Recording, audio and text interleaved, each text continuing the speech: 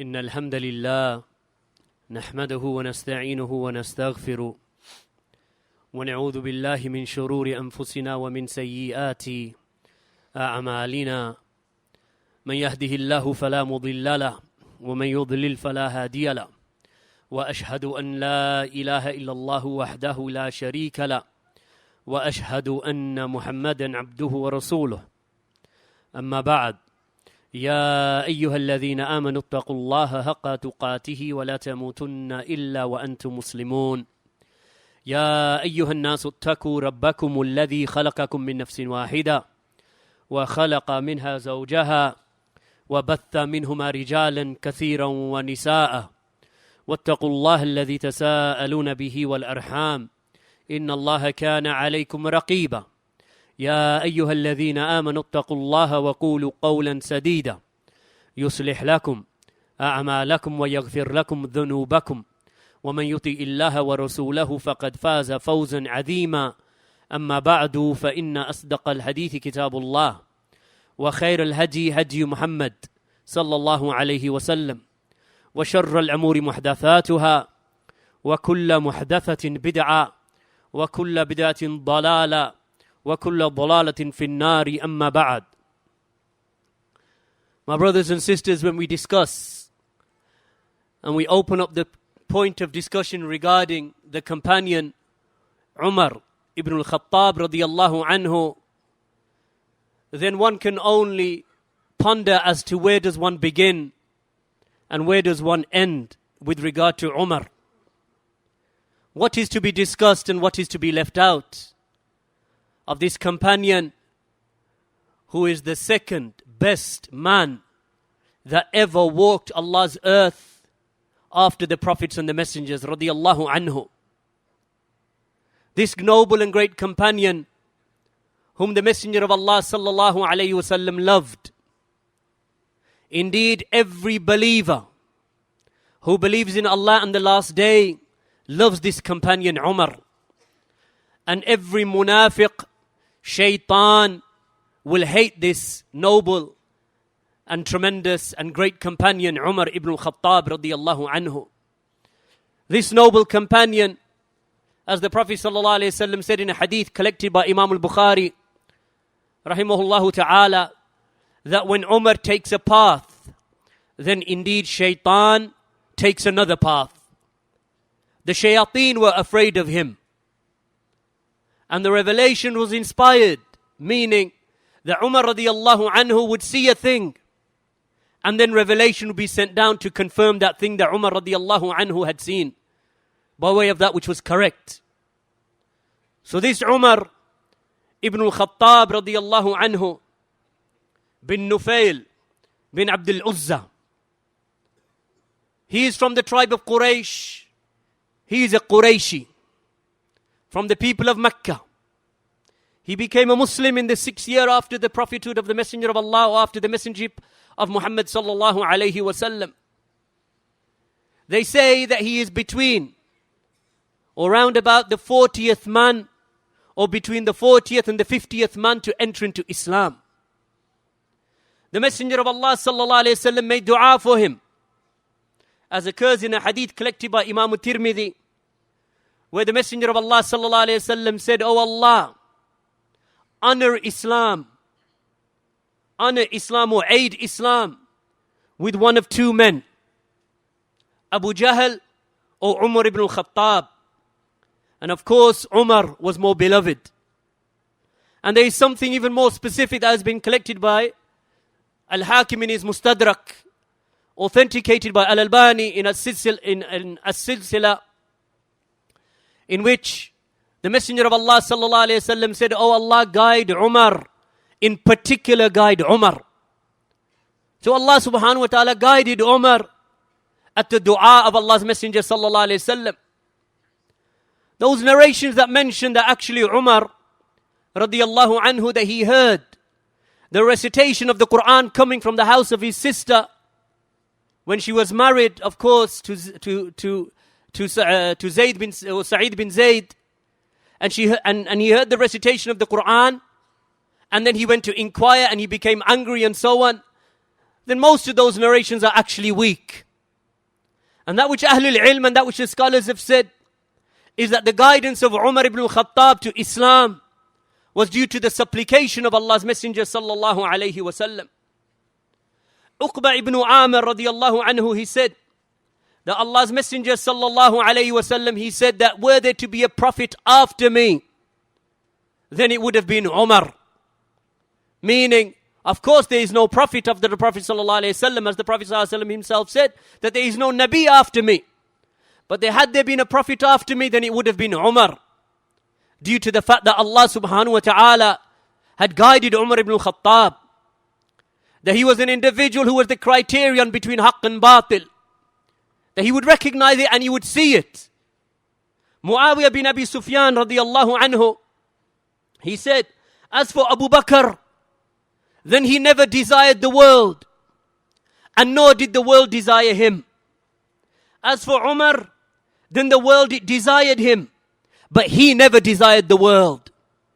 And as for us, then we have been soiled by the world, inside and out. There are many, many tremendous narrations that actually make the heart tremble and put into the heart love and desire to emulate the likes of Umar ibn Khattab radiyallahu anhu. His humbleness, his kindness, his gentleness. Talha bin Ubaidillah said that during the Khilafah of Umar ibn Khattab, after Abu Bakr as-Siddiq, that Umar would go out in the middle of the night when it was dark. And he entered a house. And in the morning, he said that after seeing where Umar had gone, that I went into the same house. And I saw in the house a crippled, old, blind woman. And she was seated upon a stool. And I said to her, what business brought that man to your house yesterday evening? She said, he has been taking care of me for such and such a length of time. He would bring me my sustenance and feed me. And he would dispose of my waste. So Talha, he said, that I said to myself, may your mother be bereaved of you, O Talha. Is it the steps of Umar that you are following up? This is Umar, radiyallahu anhu. Whilst he is the Amir al-Mu'mineen, that he would take care of a lady such as an old woman in her old age. In a narration from Zayd bin Aslam from his father, the Imam al-Tabari, he reports in his Tarikh, and his isnad is jayyid to the father of Zayd, Aslam. The Aslam rahimahullah ta'ala, he said that I went out with Umar one night towards Harra Waqim until we saw a tent in that location on the outskirts of Medina. And there was a small fire that was burning. So Umar said, come, ride along with me, O Aslam. It seems that they have become isolated and stranded by the darkness of the night. So let's go to them. So Aslam said that myself and Umar, we approached them. And there only we found one woman and her children. And she had a pot that was upon the fire bubbling. And the children were crying and crying. So Umar gave us salam. And she said, wa alayka salam. He said, may I come closer? She replied to him, come close if you wish, or leave us as you wish. It does not bother me in the least. So Umar came close and he said, what is the matter with you? She replied, we have been detained by the night and by the cold. He said, then why are your children crying? She said, because they're hungry. He said, then what is it that you are cooking? She replied, it is only water that is boiling. To while away the children up until they fall asleep from exhaustion, because she was not able to feed them. And Allah will judge between me and Umar. She did not know she was speaking to Umar radiyallahu anhu.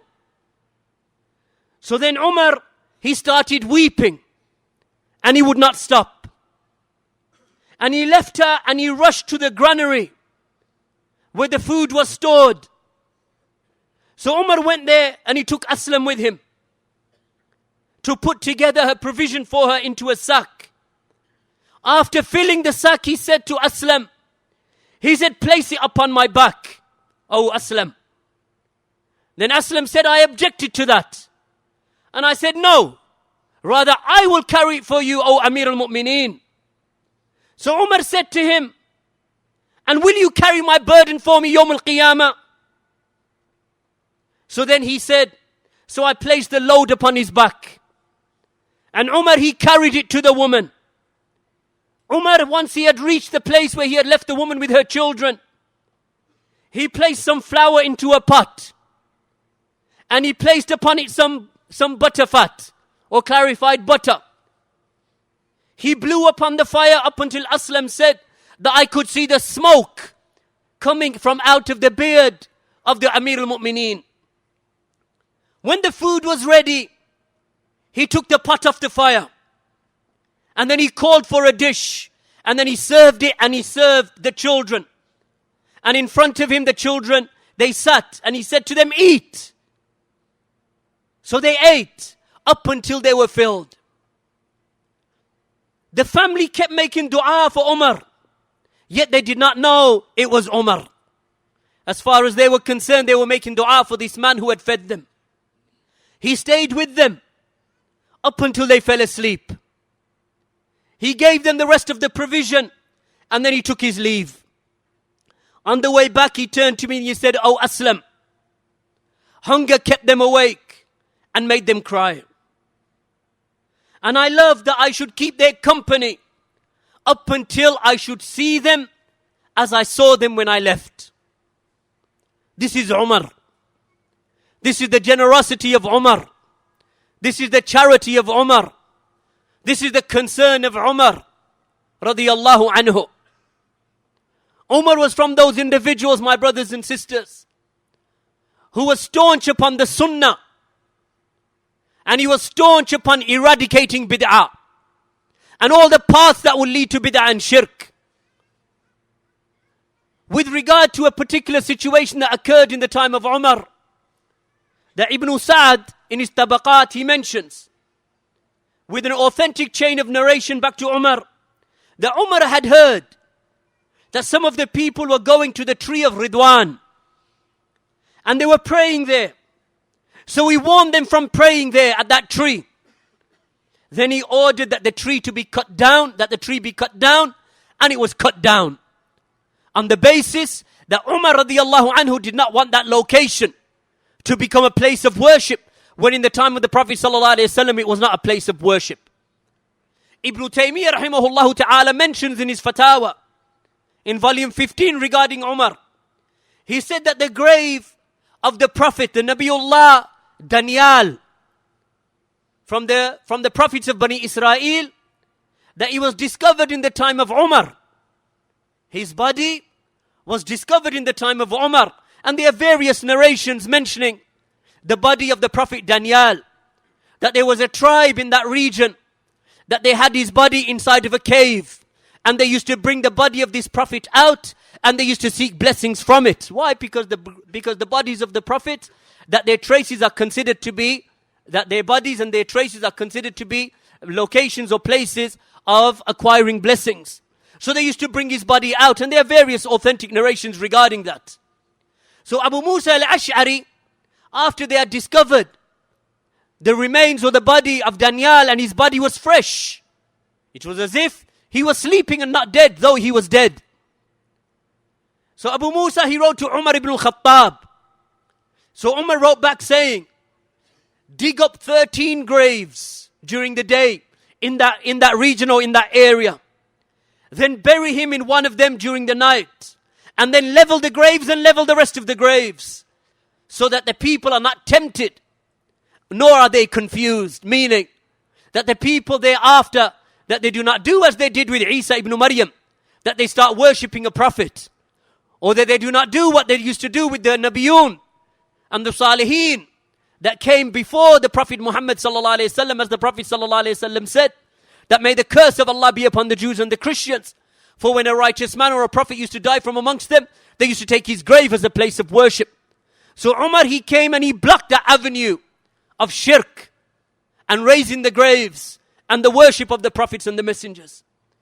Ibn Taymiyyah rahimahullah ta'ala also stated in Majmu' al-Fatawa, volume 10, he mentions with an authentic isnad that Umar was upon a journey and he saw some people frequenting a particular place and praying there. So he said to them, "What is this that you are doing?"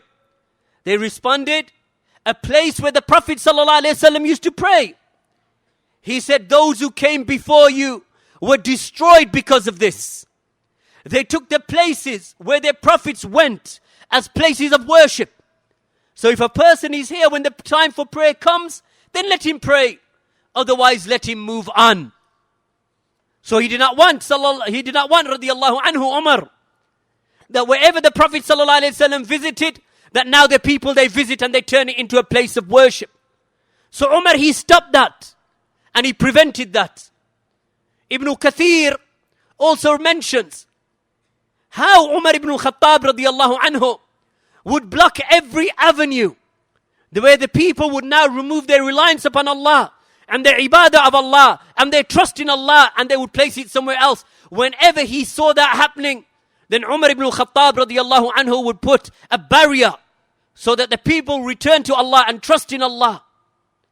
Ibn Kathir reports in al-Bidayah wa al-Nihaya that Umar, he dismissed Khalid ibn al-Walid from the leadership of the army in Syria. And he did so for the benefit of the Muslims. Not because Umar had any disdain or any opposition with regard to Khalid radiallahu anhu. Not for that reason. But he did it for the benefit of the people. Umar was afraid that the people, that they started to become attached to Khalid. And he feared that they may come to believe that the victory was connected to Khalid and the military expertise of Khalid, and that they would put their trust in Khalid, and that would weaken their trust in Allah. So Umar wanted them to know that Allah is the one who brings and grants victory, and Allah does whatever He wills. So he issued a command to dismiss Khalid from his post, and he put that into a letter, and he explained his decision, and he sent it to the governors of the various provinces. This shows the courage and the bravery of Umar ibn Khattab radiallahu anhu, and how stern he was that the people should rely upon Allah and trust in Allah. And then he said, in that which he explained to the people, he said to them, "I am not dismissing Khalid out of anger or betrayal. Rather, the people have fallen into confusion and they have relied upon him for victory. So I want them to know that Allah is the one who does whatever He wills." Look at the courage of Umar. Look at the trust of Umar. Look at the humbleness of Umar. The Umar wanted the people to rely upon Allah subhanahu wa ta'ala.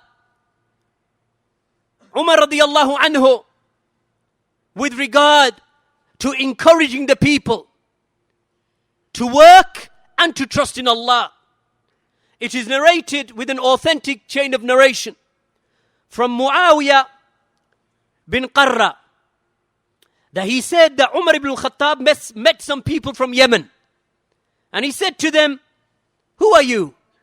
And they said, "We are the mutawakkilun," meaning that we are the ones who put their trust in Allah. Umar realized that what they intended by that was that they are people who do not work with their own hands. We trust in Allah, and they are waiting for handouts. So Umar said, "Rather, you are not al-mutawakkilun, you are muttakilun. That you are people who expect others to do things for you. Indeed, those who put their trust in Allah are those who sow the seed in the ground and then they rely upon Allah. They are the mutawakkilun. They are the ones who are reliant upon Allah subhanahu wa ta'ala." So when we look at the life of Umar, then we look at the life of Umar from the aspect of what? Not that these are stories that we just listen to and then we say, "Oh, mashallah, what a nice story." But rather we listen to the life of Umar so as to emulate the life of Umar, to emulate the humbleness of Umar, and the charity of Umar, the truthfulness of Umar, the staunchness of Umar upon the haqq, radiyallahu anhu. Walhamdulillahi rabbil alameen, wa sallallahu ala nabiyyina Muhammad, wa ala alihi wa sahbihi wa sallam.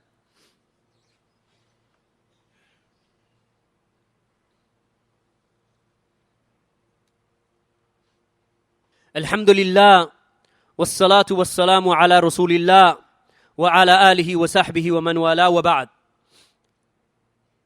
With regard to Umar ibn al-Khattab radiyallahu anhu,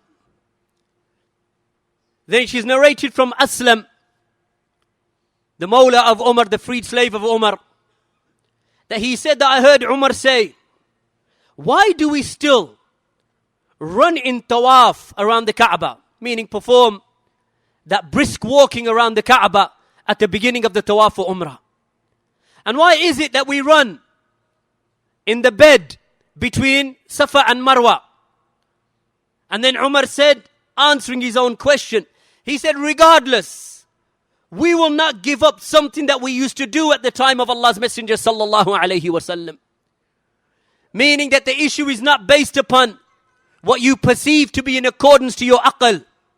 Regardless, we will not give up what the Prophet sallallahu alayhi wasallam did. Regardless. Umar radiyallahu anhu himself would never prevent his wife from the masjid due to the saying of the Prophet sallallahu alayhi wasallam, if the wives or if the wife of any of you asks permission to go to the masjid, then do not forbid her. As Imam al-Bukhari reports this narration. And when Umar ibn al-Khattab radiyallahu anhu was stabbed by the Majusi, by that fire worshipper, the wife of Umar ibn al-Khattab, on that day she was also in the masjid praying for Fajr prayer. Umar was martyred in the end. In the end he was martyred. Just as the Prophet sallallahu alayhi wasallam that he foretold by revelation that was revealed to him. When he was upon the Mount of Uhud, along with Abu Bakr and Umar and Uthman. And the Mount of Uhud, it shook. And the Messenger of Allah sallallahu alayhi wasallam placed his foot on the ground with sturdiness, like stamping his foot on the ground of Uhud. And he said, Uthbut, ya Uhud. He said, be firm, O Uhud. Be steady. For there is none upon you except a prophet and a Siddiq and 2 martyrs. Referring to himself, Abu Bakr being the Siddiq, and the 2 martyrs, Umar and Uthman radiyallahu anhuma. So this is the Umar from whom the devils would flee. Is there anyone from amongst the people that can say that after Umar? That the devils would flee? Whereas in reality with most of the people, the devils would race to them. But when the devil came near Umar, he would take another path away from Umar ibn al-Khattab, due to the iman of Umar, due to the strength of Umar in taqwa and ikhlas and the fear of Allah and his firmness upon the truth, and him being a distinguisher between haqq and batil, al-Faruq. Amr bin Maymun said that I heard Umar radiyallahu anhu call out that I have been killed. This was at the Fajr prayer on the day of the death of Umar. The Umar was ready to lead the prayer for Fajr. And as was the habit of Umar, as is the Sunnah of Allah's Messenger sallallahu alayhi wasallam, the Umar used to begin the prayer by straightening the rows. So Umar began the prayer, and before he began the prayer, he started straightening the rows for Fajr prayer. And then he turned to lead the people in prayer. And no sooner had he said the takbir, except the Abu Lu'lu'a Fayruz, that he came forward, this Majusi fire worshipper, and he stabbed Umar. He stabbed Umar in the shoulder, then in the side, and then in his belly. And Umar fell to the ground, and he called out, the dog, he has killed me. And it was Abu Lu'lu'a Fayruz the Majusi. He is the one who did it. And he was the slave of Mughira ibn Shu'bah. He went on, this Abu Lu'lu'a, he went on to stab 13 believers on that day. 7 of them were killed. One of the Muslims who saw that happening, he raced in all of the confusion, he raced towards this Majusi. And he threw a cloak over his head to stop him from doing any further damage upon the Muslims. And when the Majusi, he realized that he had been cornered, that he took the knife and turned it upon himself and killed himself. Umar radiallahu anhu inquired as to who had killed him. When Abdullah ibn Abbas radiallahu anhuma, he told him that he was that fire worshipper, the slave of Mughira. Umar, he said, Alhamdulillah.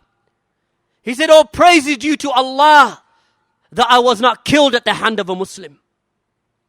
He was carried to his house and he was laid out. They would give him water to drink, date water to drink, and the water would seep out of the wounds out of his stomach. They would give him milk to drink, and the milk would come out of the wounds out of his stomach. Radiyallahu anhu. He called for his son Abdullah ibn Umar radiyallahu anhuma. He called for him. He said, my son, find out the debts that I owe and pay them. And then he said, after you have done that, then go to the house of Aisha radiyallahu anha, the mother of the believers, and tell her that Umar ibn Khattab radiyallahu anhu, he sends you his salam. And he asks you, O mother of the believers, would you please permit him to be buried next to his 2 companions, Muhammad sallallahu alayhi wasallam and Abu Bakr? She replied, by Allah, I had only wanted to save that place for myself and for nobody else. But today, I will give it to him, to Umar. So Umar radiallahu anhu was buried there. Ibn Abbas, he sat at the bedside of Umar. And he reminded Umar of his status and his companionship with the Prophet Muhammad sallallahu alayhi wasallam. So Umar said, as for what you have said about me, that I am the companion of Allah's messenger, and that he was pleased with me at the point of his death, then that is a ni'mah from Allah bestowed upon me. Then he said, but by Allah, if I had enough gold to fill this earth, I would surely use it to ransom myself from the punishment of Allah before I should be exposed to the punishment of Allah. I would fill the earth with gold and give it as a ransom to protect myself from the punishment of Allah. Uthman radiallahu anhu said, I was the last of you to see Umar. I entered upon him as he was resting in the lap of his son Abdullah ibn Umar. And I said to him, and I mentioned the good that he had done. And Umar said, lay me upon my cheek upon the floor. Woe to me and woe to my mother if Allah does not forgive me. Then upon that Uthman said, his soul departed. The scholars have mentioned, why did Umar want to be upon the ground? The reason why Umar wanted his head upon the ground was because he wanted to humble himself before Allah and make sajda before Allah and make dua to Allah before his soul was taken. Because a person, as the Prophet ﷺ said, is never more closer to Allah than he is when he is in a state of sajda. Imam al-Dhahabi mentioned that he was martyred on a Wednesday, the 26th or the 27th of Dhul-Hijjah in the 23rd year after the Hijrah. He was 63 years of old. He was 63 years of age. His khilafah lasted just over 10.5 years. Imam Muslim reports in his Sahih from Muawiyah radiallahu anhu that he said that Allah's messenger died and he was 63 years old. Abu Bakr died and he was 63 years old. And Umar died and he was 63 years old. This Umar ibn Khattab, my brothers and sisters, was a companion who held staunchly to the Sunnah. Upon the death of Umar, Ali attended the bedside and he made dua for him. And he said, by Allah, I always thought that you would join your two companions. For I remember that the Prophet ﷺ would often say, Abu Bakr, Umar, and I, we went to such and such a place. Abu Bakr, Umar, and I, we entered such and such a place. Abu Bakr, Umar, and I, we came out of such and such a place. Often the Messenger of Allah would mention that. So you are deserved. So he is no doubt, my brothers and sisters, deserving of that place next to them in their graves. Umar ibn Khattab, my brothers and sisters, is an example to be followed.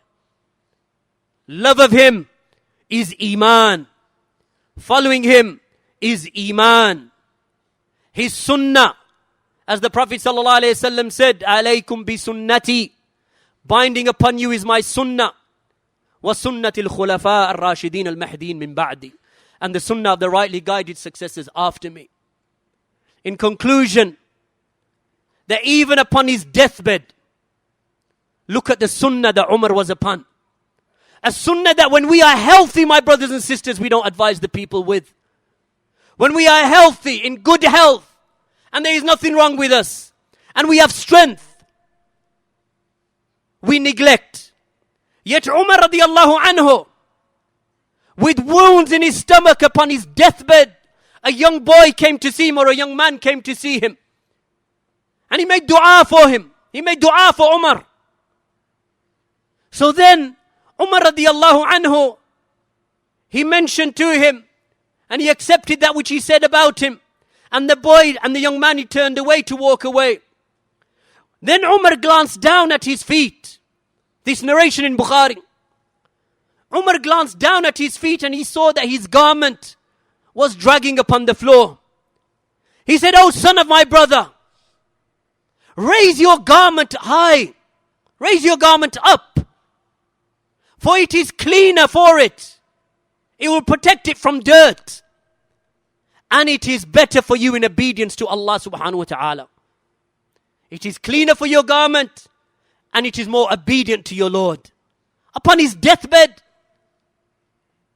So Umar is not just a story that we listen to, but it is an example to be emulated of Sunnah, Salafiyah, truth, adhering to the haqq, and not fearing the blame of the blamers. May Allah subhanahu wa ta'ala make us from those who emulate these great and noble companions of Allah's Messenger sallallahu alayhi wa sallam, radiyallahu anhum, walhamdulillahi rabbil alameen, wa sallallahu ala nabiyyina Muhammad wa ala alihi wa sahbihi wa sallam.